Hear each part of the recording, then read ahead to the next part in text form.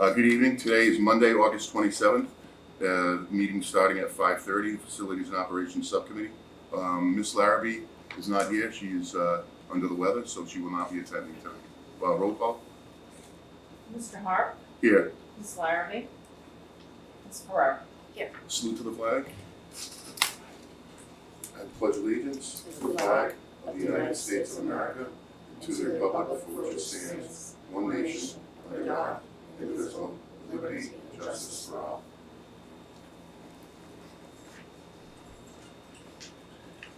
Okay. Pursuant to the open meeting law, any person may make an audio or video recording of this public meeting or may transmit the meeting through any medium.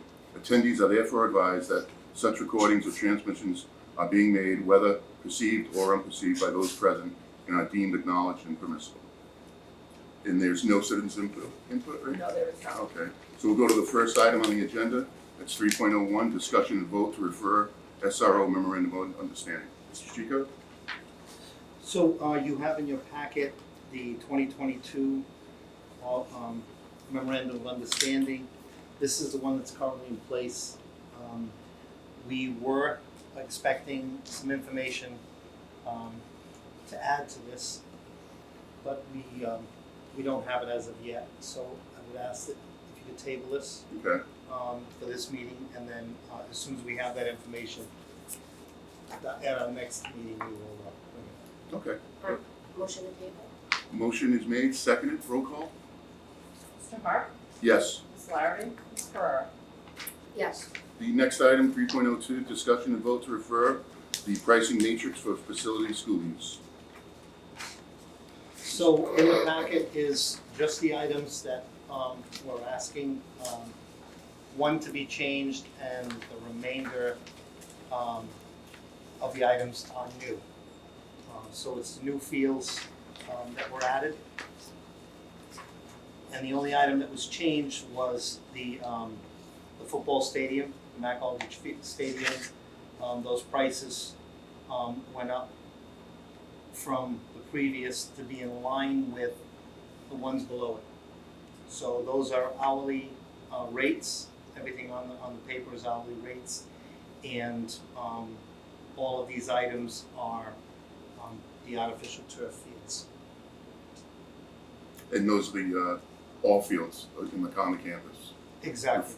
And, okay, so anything from the softball, baseball, football? Yep. So the softball field is listed here. It's not named yet. Baseball field, the practice field, class multi-use field. That's okay. And the lighting is a flat fee. As a flat fee. We never charged for the lighting before, but with the opportunity now for each and every field to have lighting, we just want to be able to cover our costs.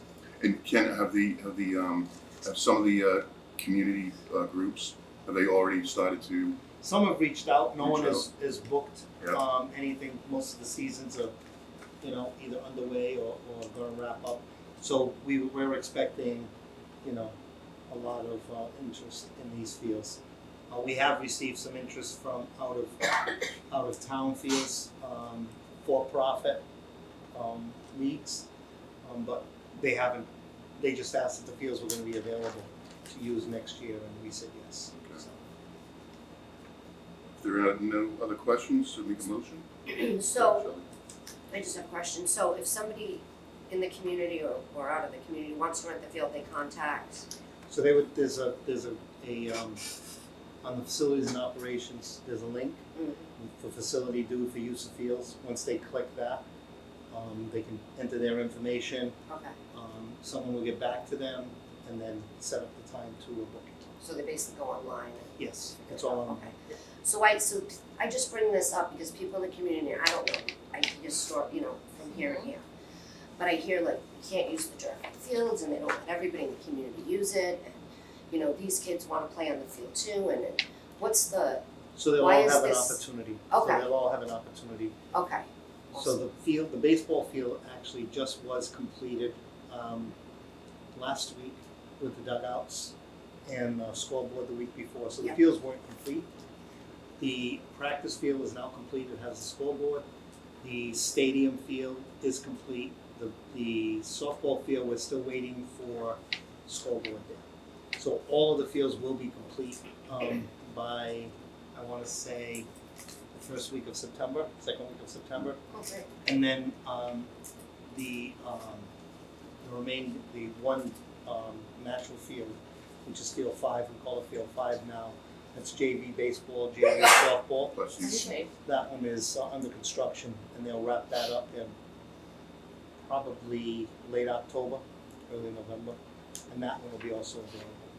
And once everything's done, is there still gonna be any use for the North Park baseball field? We won't have any We use won't. for it. Okay, No, we won't have any use for it.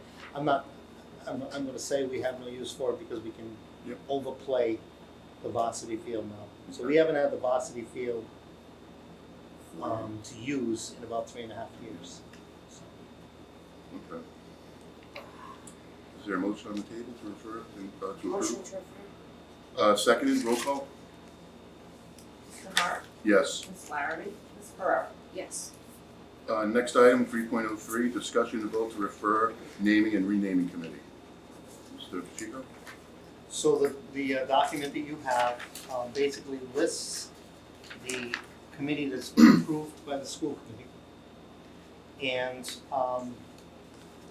inside the document itself, on the third page, and it's highlighted, is one of the things that the school committee felt was important is that all of the requests to name fields goes to the superintendent first. The superintendent then would refer it to the naming and renaming committee.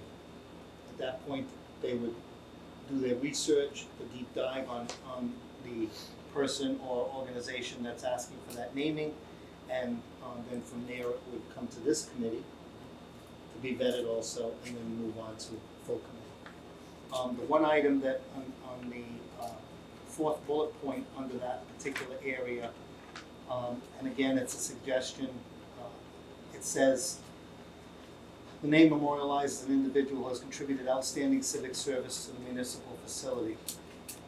I would end it there. The next part of Okay, that where is sentence. Yeah, what do you? So I'm sorry, it's third page. Yeah. It's under I'll highlight it. Yep, it's under criteria. And that, I'm Yep, sorry, yep, under that highlighted area, the fourth bullet down. It says, and who has been deceased for a period of at least 2 years. So it's eliminating some ability to name things while people are still alive. That's good. I'm not sure why that was put in there, but it was put in there. Who put it in? Well, all of these documents wrap around, along with the policy, wrap around 2010, when the naming of the two schools, Okay. there was a little controversy. So, I would, as a suggestion, take that out. We do have a request that came from the city council, to name something, that person is alive, and, that would eliminate them right out of the gate, so. I think it's a conversation to have because this is something me and my mother actually disagree with immensely. I don't think you need to wait until someone is a year deceased or 2 years deceased. A deceased individual is deceased. However, it's a slippery slope if you rename something and then all of a sudden that person who was once very beloved in the eyes of all the community, is now like, we'd be sad if we had like Bill Cosby Lane right now in Fall River. We wouldn't be proud of it, right? But years ago, we probably would have thought that would have been pretty cool. So that's my only concern. And I'm not suggesting there are not people who are very much alive that are worthy Right. and deserving of having things named. So I don't know. If you- I'm only one vote anyway. If you look down, a little further down, in section 2, the first paragraph, Mhm. past the bullet points, it's the naming rights are permanent with the exception of any changes to circumstances which are not in our control. So just as the housing authority changed the name of the Aruda Apartments to Olivera because of a situation, I would think that this, Right. in our policy, would give us the right to change something after it was Yeah. named, if we felt. I get it. I'm just saying I slippery agree. slope, even No. to change things, because it may be offensive to you know, the superintendent or whatever, not me, and then I'm yelling, why are we changing what's there and all this? I don't know, that's just my opinion, but I definitely think once deceased though, but anyway.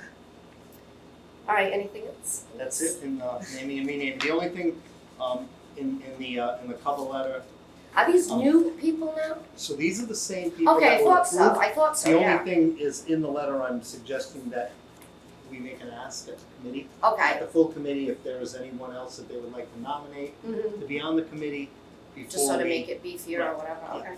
All right, sounds good. representing the city. Yeah, Citywide. yeah, sounds good. All right, so Kenny, we're gonna approve this, but we want to delete that bullet point number 4. Well, it's a suggestion for me, it's up to you, if you feel that the deceased piece needs to stay, then it can stay. I mean, Yeah, it's just Yeah. a suggestion for me, whether or I not. think most people are gonna think that needs to go, and it'll be a conversation, I Right. guess, regarding that. Right. Yeah, so motion, you have any questions? no, go ahead. You make I was just gonna make a motion to refer. Okay, You done? refer and also delete the, Well, if you Number want, if you 4. wanna do that, if you Yeah. wanna do that in the whole committee as a whole. yeah, when bring it to the whole I committee. think that's better, let them know Right. kind All right, of. Sure, the conversation. Weigh in on that, yeah, Yep. there'll be a For as is. conversation, yeah, Yep, I'll yeah. second it. Roll call? Alright, Mr. Hart, Yes. Ms. Larrabee, Ms. Pereira. Yes, And the final item on the agenda is the discussion and vote to refer the demographic study report. So while we were having the conversation over the last year about the pre-K, the subject came up as to whether or not that's the only thing that should be researched, and whether or not there's a deeper dive that needs to be taken in to redistricting and taking a look at incoming, students. So the document that's here, the committee approved, and basically it is a 10-year, it's a look ahead and it looked back a few years to 2019 or 2018 to see where we were and where we're headed. The document is very, very comprehensive, and we put a short piece in there, 2-pager from the company to basically say what was found in the document, and then the chart will show you by grade level where everything looks from 2019 to 2033.